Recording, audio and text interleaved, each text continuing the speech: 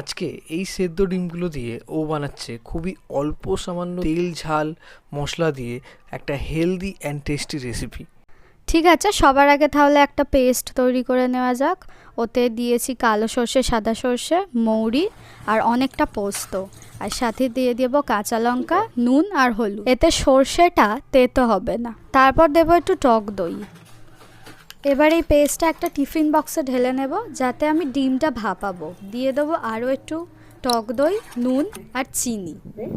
এবার ডিমটা হালকা হালকা কাট করে ওতে দিয়ে দেব, আর ওপর দিয়ে ছড়িয়ে দেব মাস্টার্ড অয়েল আর কাঁচা লঙ্কা কয়েকটা। আচ্ছা, তাহলে এটাকে কতক্ষণ ভাপাতে হবে? ডিম তো আগে থেকে সিদ্ধ করাই আছে, ওই 10-15 মিনিট ভাপালে হয়ে যাবে।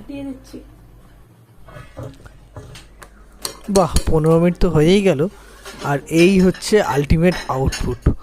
বাহ, দারুণ দারুণ।